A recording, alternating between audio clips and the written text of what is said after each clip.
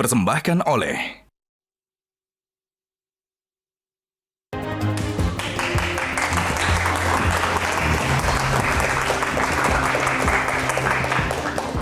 Pemirsa, putusan Mahkamah Konstitusi terkait sengketa hasil Pilpres akan segera dibacakan 22 April nanti.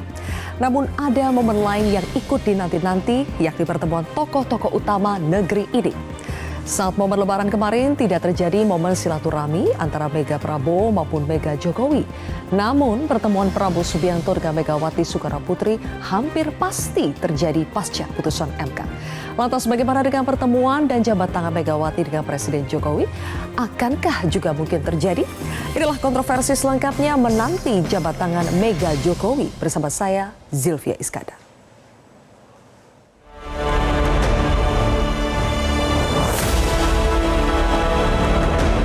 Maaf lahir batin semuanya, selamat Lebaran ya.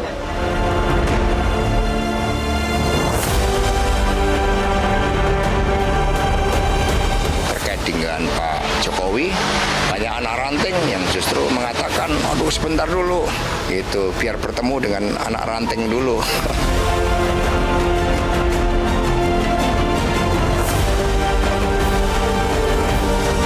Yang penting semangatnya, jangan pakai syarat. Masa orang mau bertemu silaturahmi di hari yang baik ini pakai syarat-syarat. Diharapkan ke depan tidak ada lagi gesekan-gesekan. Bahkan kalau perlu kita nggak butuh oposisi kok. Ya, kita butuh gotong royong, kita butuh demokrasi gotong royong.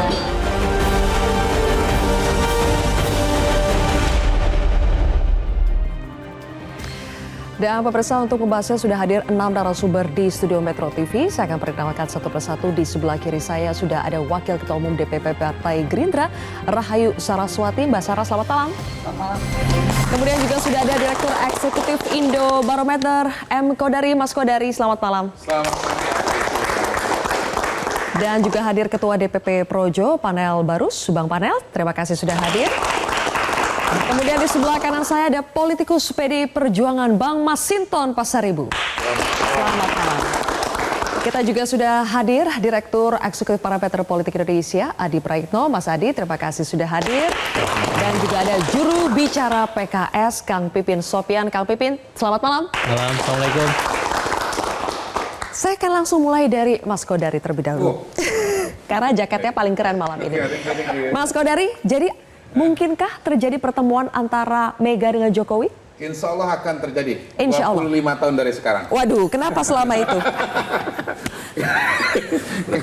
Karena patokan saya antara Ibu Mega dengan Pak SBY itu, kalau bicara pertemuan ya yang bersifat personal, itu dari 2004 sampai sekarang belum terjadi. Nah, Pak SBY itu kan istilahnya orang luar PDI Perjuangan, perlu waktu 20 tahun nggak ketemu-ketemu. Nah, Pak Jokowi itu orang dalam PDI Perjuangan, jadi saya melihat sih ya berarti harus ditambah minimal 5 tahun, jadi 25 tahun yang akan datang mungkin pertemuan itu baru terjadi. Kalau orang di dalam kenapa jadi lebih lama ya? Biasanya kalau di dalam itu perasaannya jauh lebih mendalam dibandingkan dengan orang luar, begitu ya. Gitu. Ya. Kerumitannya kompleksitas emosinya akan lebih besar. Oke, jadi kalau kadar possibility pertemuan Mega Prabowo dengan Mega Jokowi berapa dia? Ya, kalau Pak Jokowi dengan antara Bu Mega dengan Pak Prabowo peluang ketemunya lebih besar, tetapi sejauh term and conditionnya itu lebih ringan dibandingkan dengan sekarang. Saya terus terang mendapatkan kesan bahwa Pak Jokowi, Ibu Mega itu membuat term and condition bahwa pertemuan dengan Pak Prabowo itu cuma bisa terjadi kalau tidak ada Pak Jokowi di sana. Dan sampai hari ini dengan, ya kalau saya lihat ya, pada hari ini saya lihat Pak Jokowi dengan ketemu Pak Prabowo itu intens. Bahkan kemarin waktu acara open house itu ketemunya 2 hari berturut-turut. Menurut saya itu satu pesan ya bahwa Pak Jokowi dan Pak Prabowo itu jalan bareng banget gitu. Sementara Pak Jokowi belum ketemu dengan Bu Mega dan Pak Prabowo sendiri pun kalau saya tidak salah hitung ya, kalau tidak salah hitung kurang lebih sekitar 1,5 tahun lah udah nggak ketemu antara Pak Prabowo dengan Ibu Mega. Jadi ya nggak mudah juga buat Prabowo dan Ibu Mega untuk ketemu kalau term and condition-nya tanpa Pak Jokowi gitu. Begitu tidak, Bang Masinton? Lebaran. Lebaran. Iya kan? Ya Lebaran datang aja. Dia nggak perlu datang aja nggak, gimana mau jabat tangan. Kan gitu aja tuh. Nah, alamat tahu. Iya kan, selama ini tahu datang. Selama ini yang sama seperti keluarga kan. Anak datang ke orang tua. Ya. Jadi menurut saya nggak perlu ada politisasi terhadap itu. Dan tidak ada hambatan. Kalau mau datang itu jelas alamatnya tahu. Selama ini datang kok. Gitu loh. Jadi kalau menurut saya ada syarat apa? Nggak ada syarat. Lawang kalau datang pastilah berjabat tangan sesuai tema tadi. Ini nggak datang gimana mau jabat tangan? Di sana itu kemarin Bu Mega juga ngadakan open house. Ada kader-kader partai, bahkan ada anak ranting di sana. Biasa di depan itu kalau ada yang datang ya anak-anak ranting itu udah nyambut salam. Anak ranting ini lagi jadi tren, lagi jadi tren kata-kata anak ranting. Soalnya Mas Hasto bilang syaratnya kalau Pak Jokowi mau ketemu Bu Mega harus ketemu dulu sama anak-anak ranting ya, PDI otomatis Perjuangan. kalau kemarin datang, ya pasti di depan itu ada anak ranting, ngumpul-ngumpul tuh, suasana open house ya di tempat Bu Mega itu pasti kan salaman sama kader-kader sekalian. Jadi benar gak sih Bang ada syarat untuk bertemu tidak dengan ada Bu Mega? Syarat. Jangan dipolitisasi, tidak ada syarat. Datang aja. Nah, kenapa nggak datang? Kan gitu. Siapa yang masalah? Bu Mega membuka tempat buat siapapun gitu loh. Nah, kalau nggak datang, ya berarti ada masalah tuh yang nggak datang. Dan bukan ada penghalang juga? Nggak ada penghalang. Uang kemarin, tahun kemarin datang. Iya kan? Selama ini dari mulai oke deh, waktu wali kota sering di Solo, waktu gubernur Jakarta, terus jadi presiden, iya kan? Terus presiden lagi, datang kok, biasa aja. Ya kali ini nggak datang, yang menurut saya nggak perlu dipolitisasi. Ada yang tidak datangan mempolitisasi? itu, wah harus pakai syarat apa segala macam, dihambat, menghalangi. Lawang nggak datang. Katanya Pak Hasto yang ngalangin. Lah, lebaran aja nggak datang. Siapa yang menghalangi? Jadi bukannya Pak Sekjen yang menghalangi? Tidak ada halangan. Kalau kemarin itu datang, pasti kan ketemu sama yang kata Pak Sekjen. Ada anak ranting di sana, ada kader-kader di sana. Baik. Kan begitu. Mas Adi, semudah itu tidak? Kalau misalnya Pak Jokowi mau datang, ya datang saja. Terutama pada saat momen lebaran. Apakah semudah kata Bang Enggak, Masinton? saya kira statementnya yang terlampau diplomatis lah. Bang Masinton diplomatis. Bang Kodari juga sangat diplomatis. Udah intinya nggak bisa bertemu, udah itu aja judulnya. Jadi, jangankan Mission Impossible gitu jangankan maksudnya? 25 tahun, 30 tahun, 40 tahun, 50 tahun. Nggak ada jaminan bisa bertemu. Tak ada perang yang jauh lebih menyedihkan dan menyakitkan selain perang saudara. Jadi bagi saya soal Pak Jokowi dan PDIP ini perang saudara. Kalau dengan Pak Prabowo mungkin tak ada persoalan. Jadi teman-teman PDIP itu selalu mengatakan bahwa mereka nggak ada persoalan kok dengan Prabowo dan Gerindra. Dan bahkan sepanjang pemilu jarang nih kawan-kawan PDIP yang nyerang Pak Prabowo. Yang diserang itu apa istilahnya Bang Masinton, Samsul-Samsul itu loh.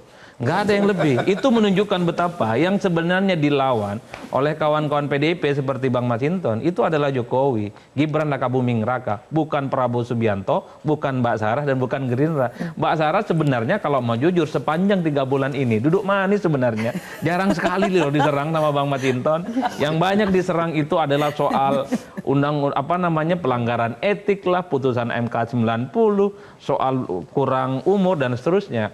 Jadi bagi saya nggak ada lagi yang perlu ditutup-tutupin. Mustahil sepertinya memang mempertemukan antara Jokowi dan Mbak Megawati. Itu saya. Mustahilnya karena perang saudara tadi ya? Ya, Bukan karena ada yang menghalangi. Karena perang saudara dan sejarahnya panjang. Nah yang kedua, Cilvi, bagi saya apa untungnya ketemu dua tokoh ini? Tidak akan mengubah apapun. Tidak akan mengubah apapun. Pertama, tidak akan mengubah hasil pemilu. PDIP jelas merasa bahwa pilpresnya kalah karena Jokowi. Dianggap belok arah mendukung Prabowo Subianto dan Gibran. Pilegnya memang dia juara, tapi kan suaranya tergerus 3%. Itu juga karena faktor Jokowi dinilai memborong semua pendukungnya itu tidak bersama dengan PDIP. Kalau bertemu, apakah ini keadaan bisa dipulihkan? Nggak bisa. Kemudian selanjutnya, apakah pertemuan ini akan mengurangi resistensi dan perlawanan dan agresivitas serangan politik teman-teman PDIP ke Jokowi? Nggak mungkin akan berkurang. Orang seperti Bang Masinton dan yang lainnya itu, terutama mazhabnya Pak Hasto, saya kira sampai kapanpun akan terus menjadikan Jokowi itu sebagai samsak politik yang akan terus dilawan secara signifikan. Kalau begitu? Bukan hanya PDI ya, tapi banyak orang ya, baik kalangan akademisi, budayawan, guru besar apa segala macam menyoal kok persoalan itu kan di putusan MK 90. Karena persoalan reformasi, demokrasi itu yang menjadi kesepakatan bangsa kita bahwa periodisasi jabatan presiden itu dibatasi oleh konstitusi. Dengan mengakal-akali putusan MK nomor 90 itu kan pengen melanjutkan kekuasaan. Baik, oke. Jadi problem hari ini kalau kita lihat gugatan di MK apa segala macam itu penyalahgunaan kekuasaan. Penyalahgunaan kekuasaan itu adalah terhadap presiden yang masih menjabat, Oke. bukan terhadap gugatan terhadap presiden yang terpilih. Oleh karena itu, jadi sejarah panjang nggak perlu ini. ketemu aja udah Bang. Nah, itu Ya, dia. udah nggak perlu ketemu Saya coba aja, tanya ke nggak Projo ya sekarang Bang Masinton, dengan sejarah panjang yang disebutkan Bang Masinton tadi, masih perlu tidak bertemu kalau menurut Projo? Kalau kata Mas Adi sudah tidak ada gunanya lagi. Sebenarnya temanya ini menanti jabat tangan ini bukan hanya satu. Jadi menanti jabat tangan Ibu Mega dengan Pak Jokowi ya. Menanti jabat tangan Ibu Mega dengan Pak Surya Paloh juga. Kita nanti juga ini. Menanti jabat tangan Ibu Mega dengan Pak Prabowo juga kita nanti. Menanti jabat tangan Ibu Mega dengan Pak SBY juga kita nanti. Jadi yang kita nanti cukup banyak ini jabat tangan Banyak, Ibu ini. banyak. Gitu. Saya ngapain? Jabat tangan Bu Megawati dan Budi Aris Setiadi. Jadi kalau konteksnya Masih perlu ya Bang Panel ya? Kalau bertemu konteksnya itu? silaturahmi kan hal yang baik. Buka pintu rezeki kata Bang Kudori. Gitu ya Bang ya? Ya, setuju. Nambah umur, panjang umur. Jadi tidak perlulah dihalang-halangi. Yang menghalangi siapa Bang? Tidak perlulah ada syarat-syarat gitu ya. Kalau dibilang Pak Masinton tadi, datang aja. Masalahnya di depan rumah ada spanduk gede banget. Apa ini? Tidak ada open house. Datang aja. Sementara Pak Jokowi itu ya ada kan, open house. membuka pintu istana, dia bertemu dengan rakyat nggak ada masalah dia. Itu bahkan Bertemu dengan tukang bakso, tukang apa nggak ada masalah, nggak ada jarak. ketua tim pemenangan Jadi- Pak Prabowo datang kok Iya. Pak Rosan. Pak Rosan. Kayak gitu loh. Jadi sebenarnya tuh tidak ada hambatan kalau mau datang. Oke, tidak Datang ada dengan penghalang kok, Bang ketulusan. Panel. Iya gitu loh. Enggak, tapi katanya di luar rumahnya juga ada tulisan, yang datang hanya sahabat. Bukan nggak ada tulisan begitu. Nggak ada tulisan Coba. begitu. Bener loh. Tidak ada open house. Ada dua tuh bannernya. Pak Hasto yang ngomong yang datang Iya. cuma sahabat kok. Meskipun ada Jadi yang tulisan nggak itu datang kan kalau bukan mau datang sahabat. seperti Pak Rosan contohnya bisa saja menemui. Iya, bisa. Jadi ada penghalang atau tidak kalau menurut Projo? Ya kalau menurut saya silaturahmi yang baik di bulan Syawal ya, di hari kemenangan itu nggak perlulah disyarat-syarat. Oke, coba kita putarkan ya. Ini ada pernyataan dari Noel. Noel ini kan rekan-rekan relawan yang juga ya sahabat ya Bang Panel juga, yang mengatakan sebetulnya yang menghalang-halangi pertemuan itu salah satunya adalah Hasto Kristianto. Benar gak sih Bang Panel? Sekjennya Bang Masinton?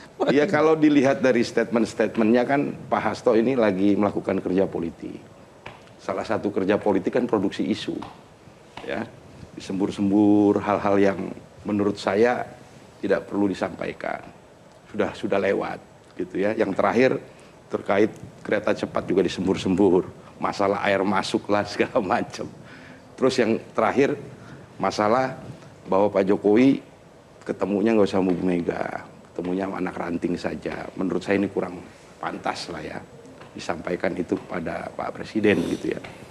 Apalagi konteks silaturahmi ini kan positif gitu ya. Jadi statement-statement seperti itu di hari Idul Fitri menurut saya kurang pas, kurang cocok lah. Apalagi disampaikan oleh Pak Hasto, Sekjen PDIP gitu. Ya gini Mbak sebenarnya ya. Pak Joko Widodo itu kan masih presiden. Siapa yang bisa menghalangi kalau presiden ingin datang silaturahmi? Oke. Jadi menurut saya itu kata menghalangin itu dengan syarat apa segala itu lebih pada politisasi teman-teman. Dari ucapan Pak Sekjen? Bukan, ya politisasi aja menurut saya. Lah wong nggak datang kok. Oke. Kemarin 12 tahun ngerti kok datang ke Tekomar. Iya kan? Kalau nggak datang, ada masalah sama dirinya. Oke, Bukan baik. sama Bu Mega. Bu Oke. Mega. Kita pindah dulu ya, kita pindah dulu Terbuka pembahasannya, kok. kita pindah dulu ke Mbak Sarah. Mbak Sarah, bagaimana dengan rencana pertemuan antara Bu Mega dengan Pak Prabowo? Sudah sampai mana ini tahapannya? Komunikasinya sih terus ada, itu tidak pernah tertutup. Saya rasa juga Bang Masinton paham lah, kita di antara kita tuh tidak ada masalah, apalagi di antara Pak Prabowo ataupun juga Bu Megawati. Tapi saya rasa mengingat kondisi saat ini masih ada keputusan MK dan seterusnya yang masih berlangsung, tentunya para pimpinan, ini kan Bu Mega tidak hanya mewakili Bu Mega saja, Pak Prabowo tidak mewakili Pak Prabowo saja. Tentu ada ekornya panjang dan oleh sebab itu tentunya mereka juga menghormati. Saya rasa mereka adalah negarawan yang menghormati proses hukum yang sedang berlangsung dan juga kawan-kawan masing-masing. Ini kan Pak Prabowo kan juga perwakilan dari Partai Gerindra yang tentunya ada koalisi juga di situ. Bu Megawati pun juga demikian. Sehingga kita menghormati proses hukum yang sedang berlangsung. Mungkin setelah itu selesai baru lebih realnya lebih bisa dimasuk akal untuk Lebih leluasa untuk bertemu leluasa ya. untuk bertemu. Kalau tadi kata Mas Kodari ada faktor Jokowi yang seperti jadi penghambat dalam pertemuan Prabowo Mega. Betul tidak Mbak Sarah? Kalau ini menurut saya tidak benar. Tidak benar hanya karena kembali lagi hubungan masih baik di antara Pak Prabowo dengan Bu Megawati. Kalau misalkan persoalan Pak Prabowo menghormati Bu Mega atau menghormati Pak Jokowi, dua-duanya dihormati. Beliau selalu dalam forum terbuka, forum manapun beliau selalu menyampaikan bagaimana kita sebagai kader atau pendukung beliau harus menghormati semua presiden sebelum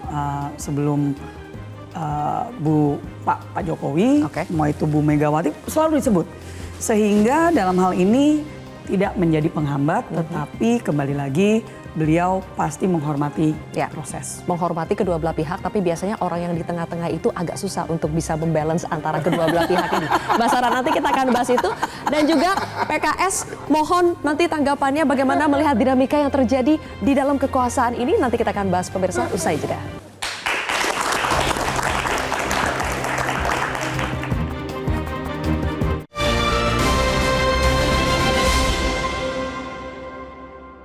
Dipersembahkan oleh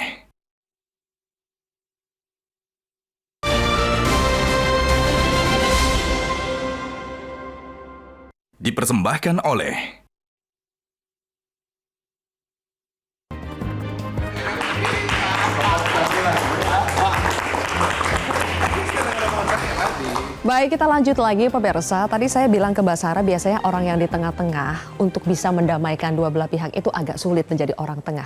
Apakah itu juga yang dirasakan Pak Prabowo karena sama-sama menghormati Pak Jokowi dengan Bu Mega?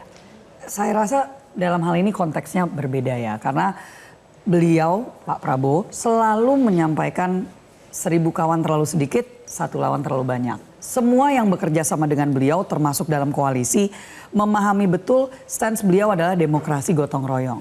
Sehingga PDI Perjuangan maupun juga Bu Megawati pasti akan dilihat sebagai mitra strategis.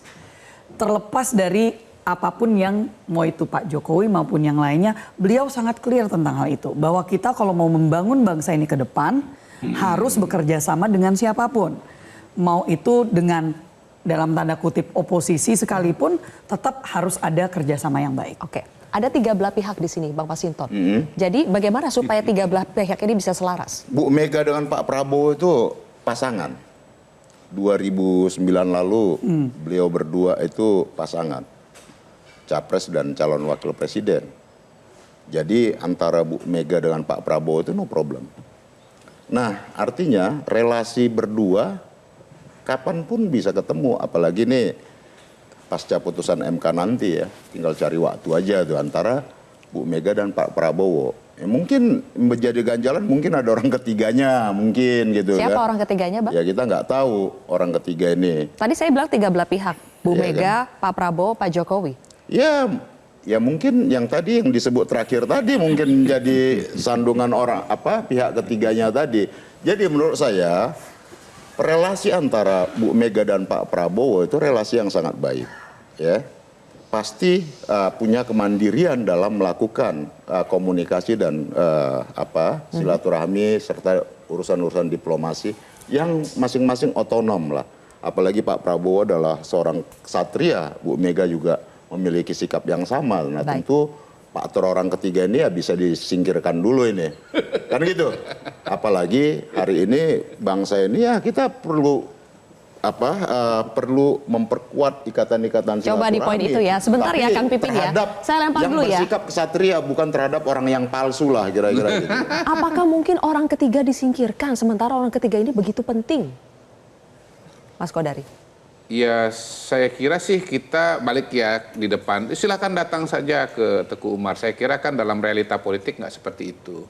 Pasti sebelum datang kan ada komunikasi dulu, ada koordinasi dulu. Yang jelas kalau dari bahasa-bahasanya Mas Hasto kan memang kelihatannya tidak mau menerima Pak Jokowi ya. Dan saya tidak mengatakan bahwa Pak Hasto yang menyebabkan pertemuan ini tidak terjadi. Menurut saya Bu Mega memang nggak mau ketemu dengan Pak Jokowi gitu. Kalau bicara Pak Prabowo, beliau tentu dengan Pak Jokowi welcome, dengan Bu Mega juga welcome. Dan saya kira Pak Jokowi juga sebetulnya dengan Bu Mega juga welcome saja kalau mau ketemu.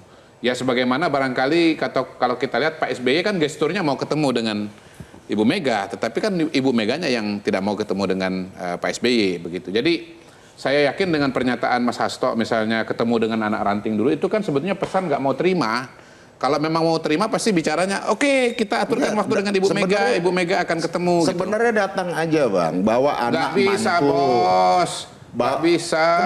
Kemarin itu datang kok ngerti datang alamat yang jelas. Kemarin dengan sekarang kan bahasa pengantarnya berbeda. Datanglah. Kalau yang dulu kan nggak ada istilah ketemu dengan anak ranting dulu, nggak ada.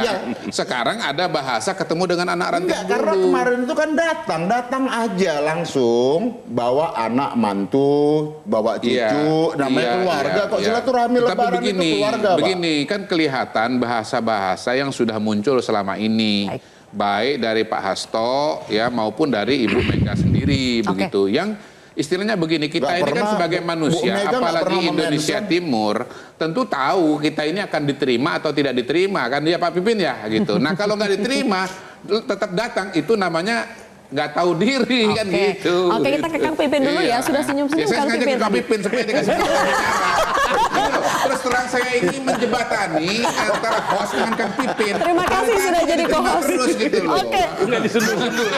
Saya orang ketiga yang menyambungkan rasa dengan Kang Pipin. Karena Kang Pipin harus mendapatkan seluruh gambaran dulu.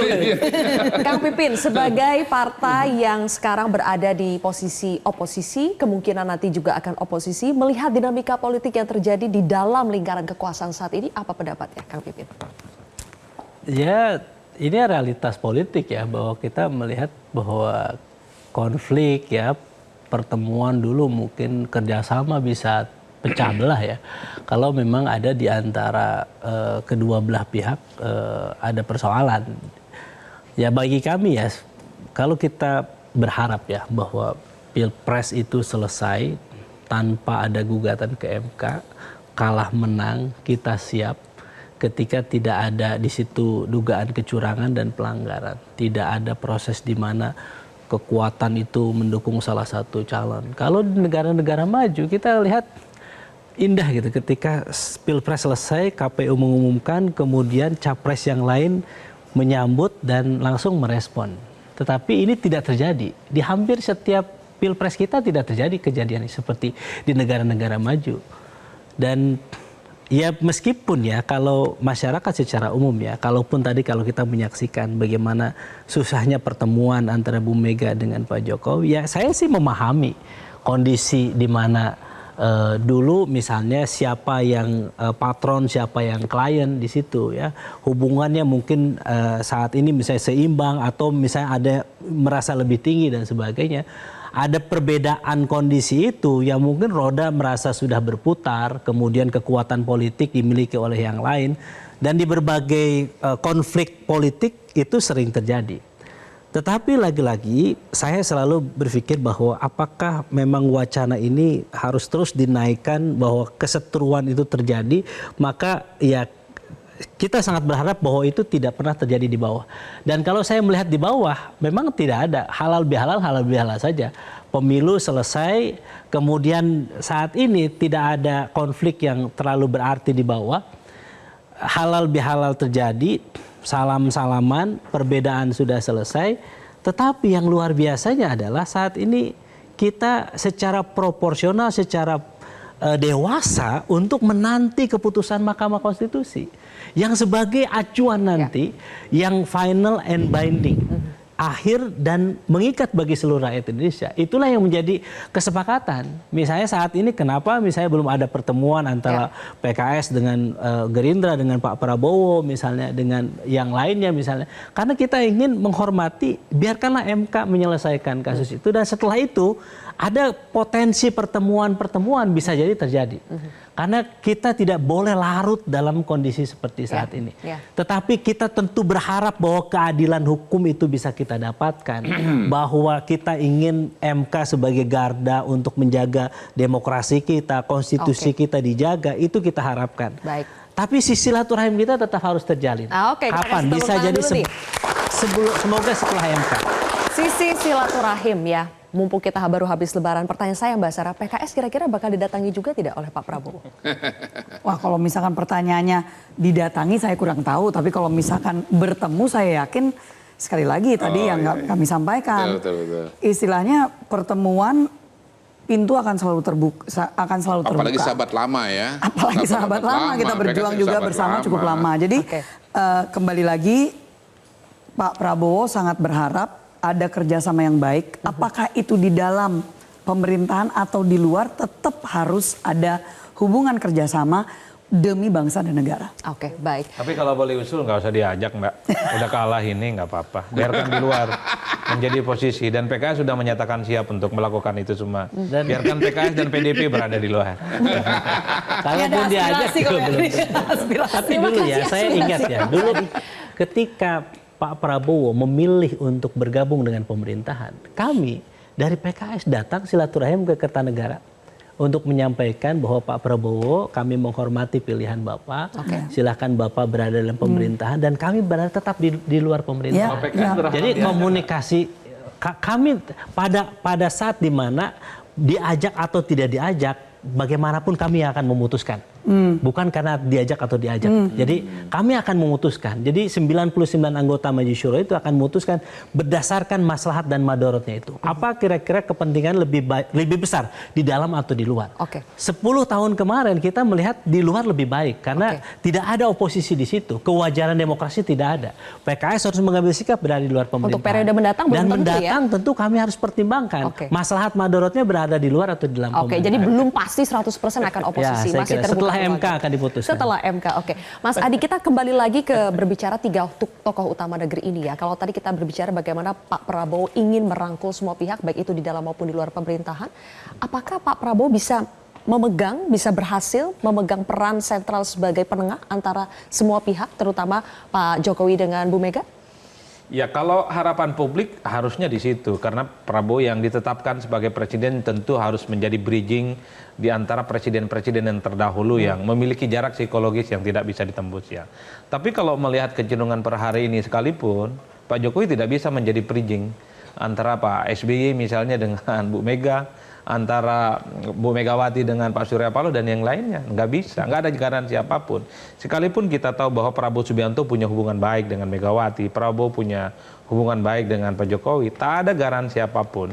Karena ini menyangkut luka lama yang saya kira memang agak sulit untuk bisa diwujudkan. Ya. Apalagi terkait dengan Pak Jokowi yang saya kira lukanya baru terbentuk dan ini butuh waktu yang sangat panjang. Mungkin pada level Pak Jokowi dan Bu Mega agak sulit saya membayangkan dalam waktu ini ya. 5 tahun, 10 tahun agak sulit bagi saya. Mungkin regenerasi setelahnya. Mungkin Saya aja ketemu Refli Harun susah, apalagi Pak Jokowi sama Bu Mega. Makanya, kalau pada level Megawati dan Pak Jokowi tidak bisa bertemu, karena ini menyangkut 2 keluarga besar ya, paling level di bawahnya, antara Mas Gibran dengan Mbak Puan.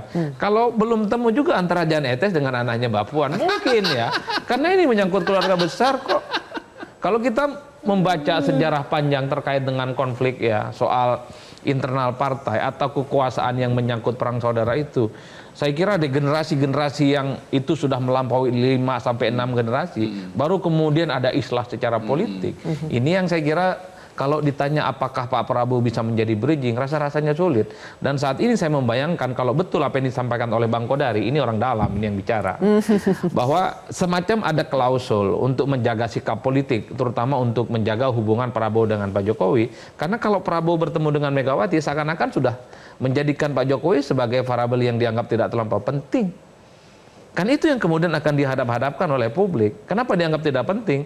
Prabowo seakan-akan sudah bisa berdiri dengan keputusan politiknya tanpa memperhatikan suara-suara yang ada di belakangnya saat ini. Dulu kan kita sering mendengar setiap orang yang merasa tegak lurus dengan Pak Jokowi, merasa menjadi bagian tim dari Pak Jokowi, pertemuan politik dengan elit manapun itu kan harus seizin, harus sepengetahuan dan sesuai dengan apa yang diinginkan oleh Pak Jokowi. Saya ingat beberapa waktu yang lalu ketika Pak Erlangga ketemu dengan Surya Paloh, itu ramai. Katanya itu tidak sesuai keinginan Pak Jokowi. Apalagi Pak Prabowo per hari ini, kalau tiba-tiba bertemu dengan Mbak Mega, bukan tidak mungkin akan mengganggu disharmonisasi hubungan antara Pak Prabowo dengan Pak Jokowi. Di situ konteksnya. Jadi memang cukup dilematis ya, si Melagama. Tergantung Pak Prabowo mau memilih Pak Jokowi ataukah memilih Bu Megawati. Itu aja sih. Silakan dijawab oleh nanti kubu yang sebelah kiri sini ya. Tapi kita jeda terlebih dahulu pemirsa, sesaat lagi.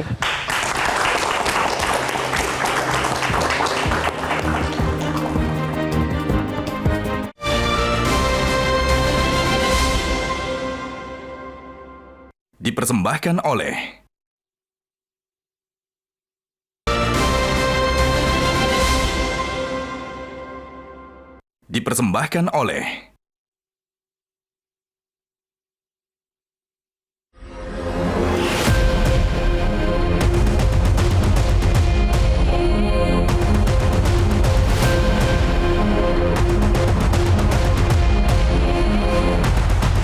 dekat ini akan ada pertemuan juga Bang, Pak Prabowo dengan Ibu Megawati Bang? Saya belum tahu karena itu komunikasi ini akan jalan setelah MK.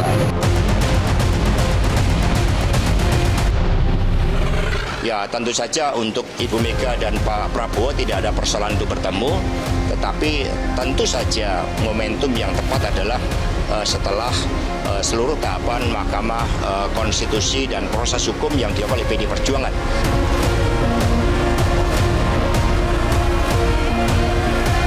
Politik terus ini lebaran ya. Pak, pertemuan dengan Ibu Mega. Terima kasih ya.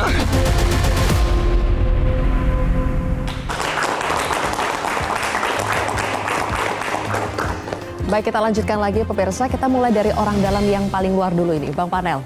Duduknya paling luar maksudnya ya. Bang Panel Barus, jadi benarkah kalau sampai terjadi pertemuan antara Prabowo dengan Bu Mega, berarti itu sudah sama dengan Pak Prabowo akhirnya mengesampingkan Pak Jokowi, peran Pak Jokowi, dan ini bisa dianggap bahwa sekarang Pak Prabowo akan lebih ke Bu Mega? Saya pikir nggak ke situ. Dan kalau mau tahu yang sebenarnya, saya pikir Pak Jokowi ini kan orang yang sangat enjoy ketemu siapapun. Ya. Open house di Istana Negara, saya hitung-hitung 5.000 rakyat juga ada hadir di sana. Jadi Pak Jokowi ini orang yang nggak punya batas dengan siapapun, nggak punya halangan untuk bertemu dengan siapapun,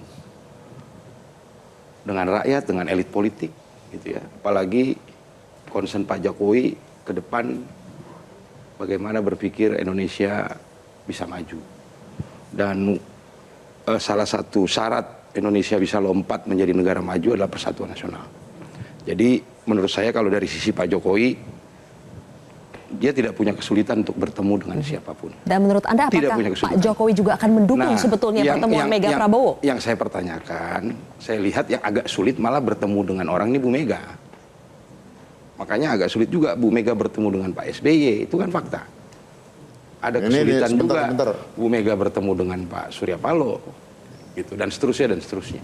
Gitu. Kalau dari sisi Pak Jokowinya, saya lihat beliau enjoy ketemu dengan siapapun, dengan seluruh rakyat dari Sabang sampai Merauke. Dan pertanyaan saya tadi adalah, gitu. Sebetulnya Pak Jokowi juga mendukungkah pertemuan antara Bu Mega dengan Pak Prabowo? Saya pikir Pak Jokowi bukan faktor penghalang untuk urusan itu. Ya, dalam kerangka mewujudkan persatuan nasional guna mendorong Indonesia maju ke depan, Pak Jokowi bukan tidak menghalangi, tapi mendukung tidak. Menghalang, saya pikir. Dan Pak Jokowi sekali lagi saya sampaikan, dia tidak punya kesulitan untuk bertemu dengan siapapun. Oke, tadi Bang Mas itu mau merespon? Enggak, Itu pernyataan si apa ini, Bang Panel Barus? si panel ini projo ini Bu Mega nggak mau ketemu sama tokoh atau nggak begitu Noel panel sama-sama L soalnya belakangnya. Jadi Noel Barus. Jadi ya masalah hubungan apa segala macam tuh Bu Mega itu orang yang sangat tahu persis menempatkan pola relasi dan komunikasi. Ya, terus kemudian nggak ada hambatan kalau Bu Mega mau ketemu siapapun, begitu loh. Nah termasuk umpama dalam konteks ini ya, ini masih sawalan nih, Idul Fitri gitu loh. Idul Fitri itu ya nggak perlu ada politisasi apapun gitu loh. Datang saja sudah, itu udah, itu aja intinya. Jadi nggak perlu ada politisasi ya seakan-akan kalau datang bakal diterima nggak Bang? Apa segala macam. Ya orang nggak datang gimana mau terima? Kalau datang? Orang nggak datang. Kalau datang bakal ya kalau datang ya pasti masuk lah. Anak ranting aja datang, masa sekelas presiden nggak diterima? Baik. Kan begitu aja logikanya. Jadi bagi kita ya persoalan apa ini? Ya persoalannya adalah persoalannya karena barang itu tidak datang, Mbak. Jadi gimana mau jabat tangan lah wong nggak datang. Baik. Balik lagi ke kubu sebelah sini ya. Jadi Mas Kodari tadi menjawab pertanyaan Mas Adi. Apakah itu betul akan mengesampingkan variabel Pak Jokowi jika terjadi pertemuan antara Bu Mega dengan Pak Prabowo? Ya kalau menurut saya sih pertama ya mengenai Pak Jokowi ketemu dengan Bu Mega itu sebetulnya nggak perlu dipersoalkan lagi. Karena lihat dari pengalaman Pak SBY dengan Bu Mega nggak bisa ketemu pun juga sebetulnya ya bangsa kita berjalan dengan baik-baik saja gitu loh. Pemerintahan juga bisa berjalan dengan baik-baik saja ya. Dan saya melihat juga dari PDI Perjuangan beberapa kali sudah keluar pernyataan bahwa Pak Jokowi ini adalah outgoing presiden gitu. Sebentar lagi ya nggak relevan lah kira-kira begitu. Jadi menurut saya nggak perlu dikejar ke sana. Memang PR-nya ini adalah soal Prabowo dengan Megawati, karena Megawati punya partai, partainya pemenang pemilu, kemungkinan jadi ketua DPR dan Pak Prabowo akan memimpin pemerintahan ke depan. Nah ini kan relasi yang akan menarik ya, apakah kemudian PDI Perjuangan akan menjadi bagian dari pemerintahan atau berada di luar gitu.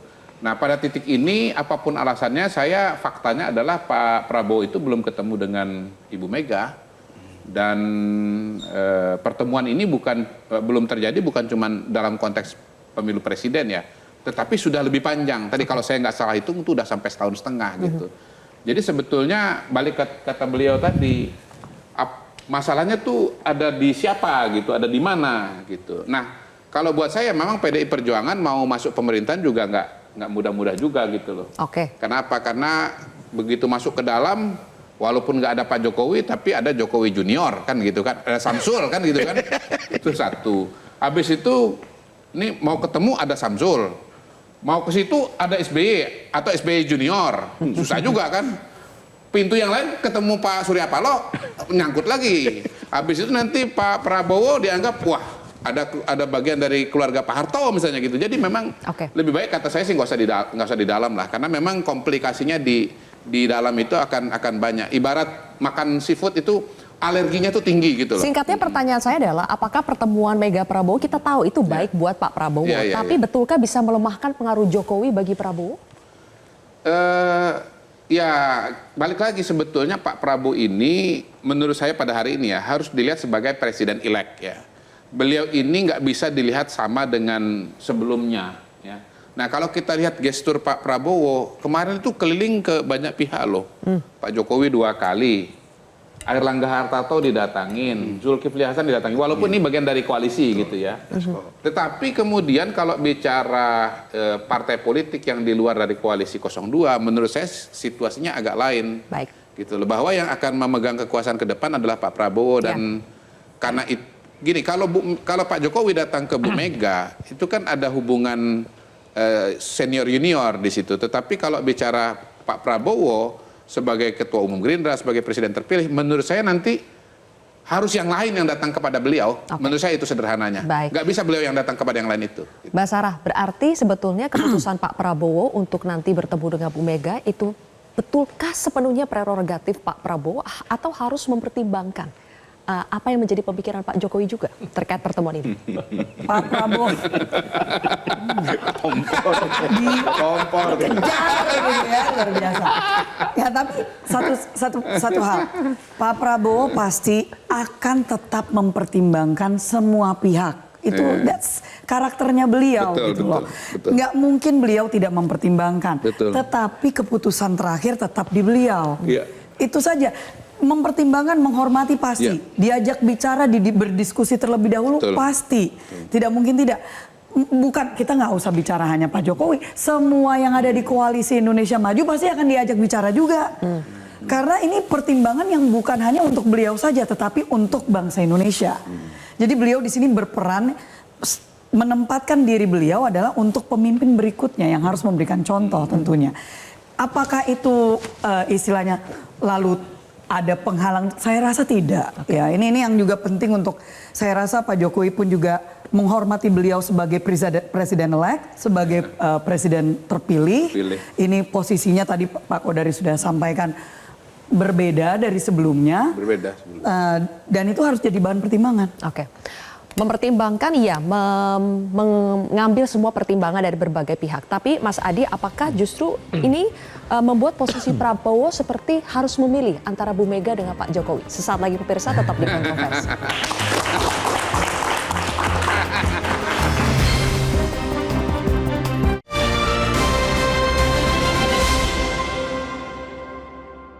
Dipersembahkan oleh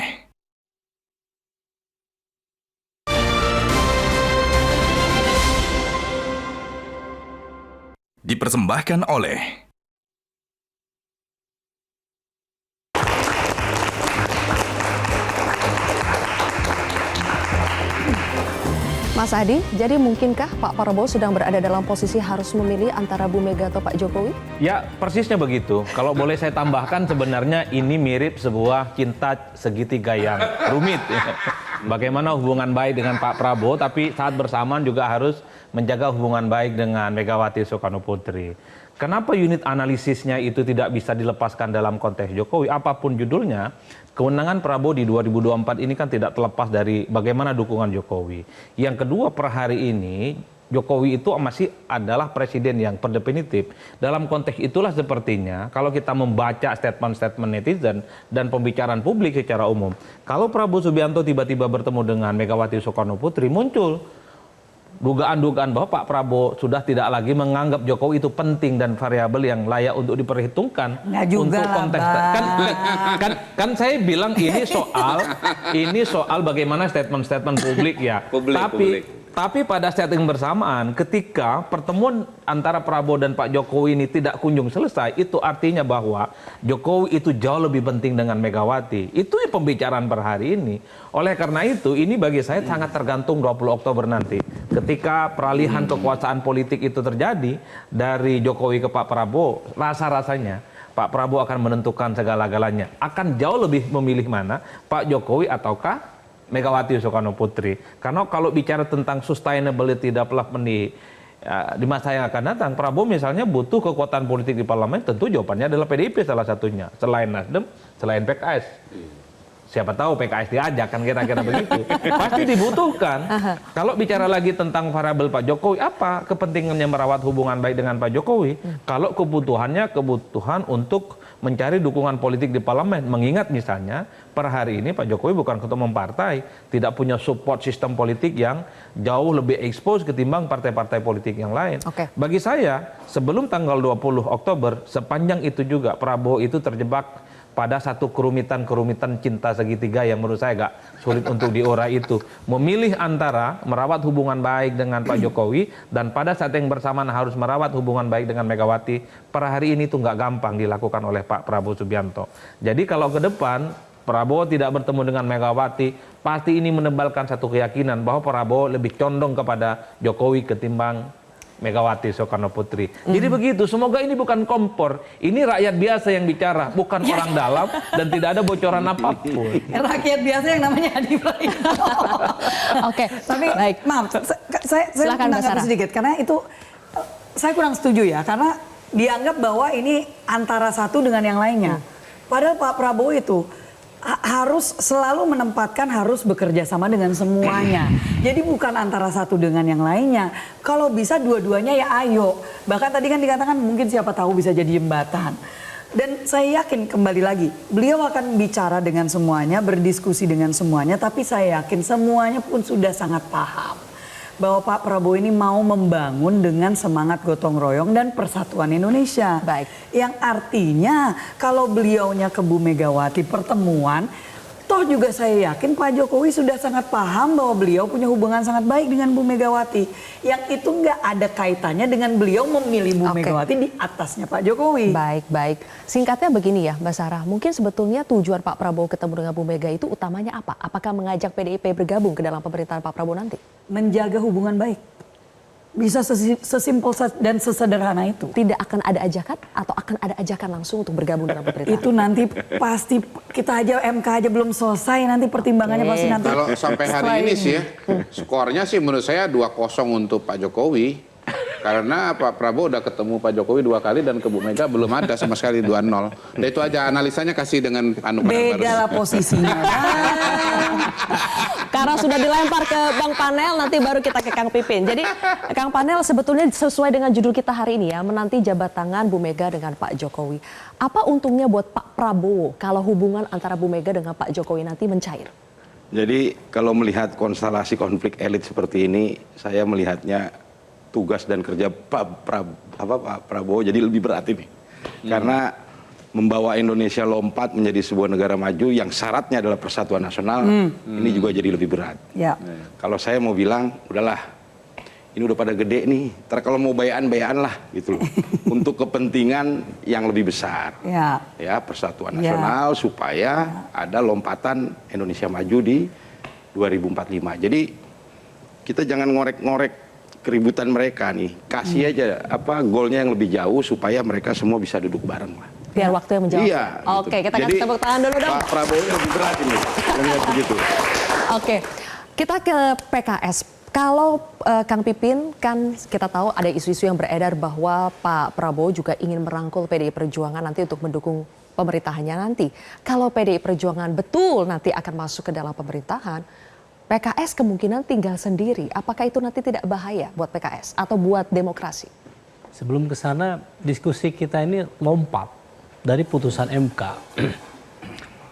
Mbak Sarah, saya menghormati cara pandang Mbak Sarah bahwa tunggu saja keputusan MK. Tapi diskusi kita seakan-akan Pilpres sudah selesai. Padahal Pilpres belum selesai.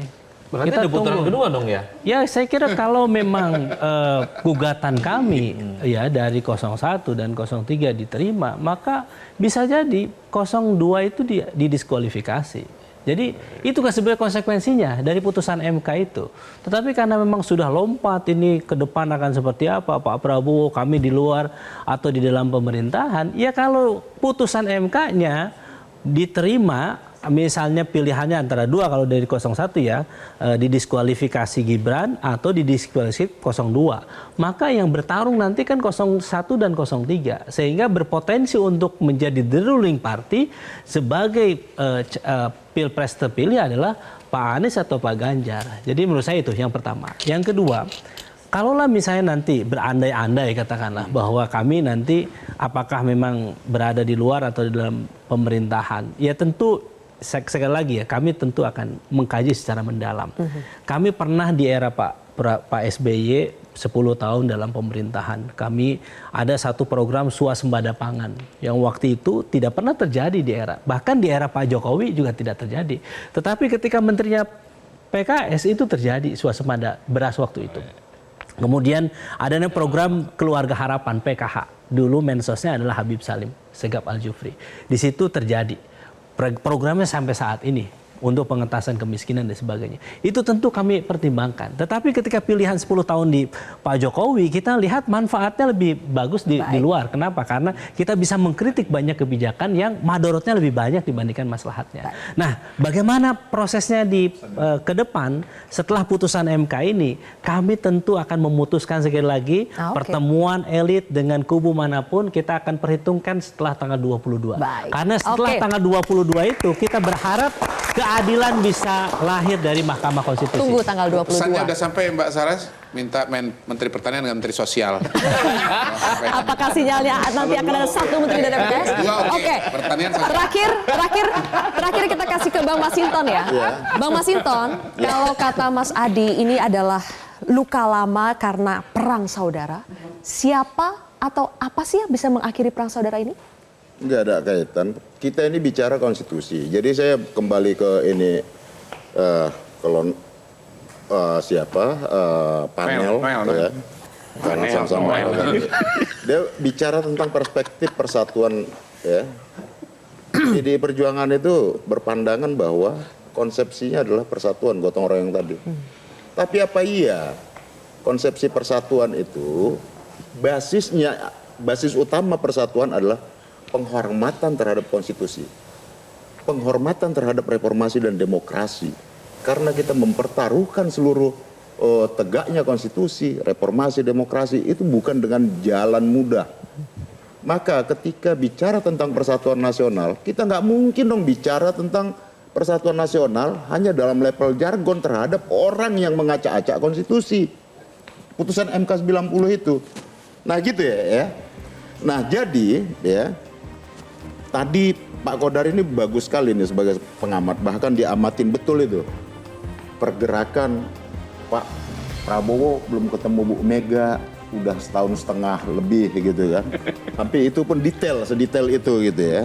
Bagus. Jadi tapi ya cara pandang bahwa seakan-akan nih Bu Mega menjadi problem yang nggak mau ketemu tokoh atau apa gitu loh ya. Bukan di situ. Antara Bu Mega dengan Pak Prabowo nggak perlu ada dibangun polarisasi apapun. Ya, beliau pernah jalan berdua.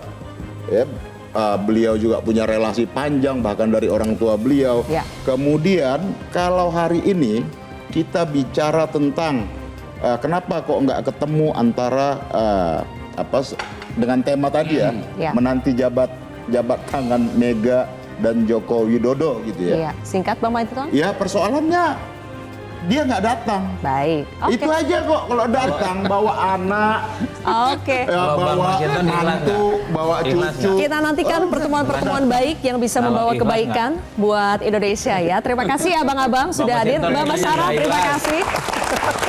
Pemirsa, demikianlah akhir dari kontroversi malam hari ini. Saya Zilvia Iskandar pamit undur diri. Sampai jumpa. Ngomong lagi dia. Saya bilang dia nggak ikhlas. Metro TV.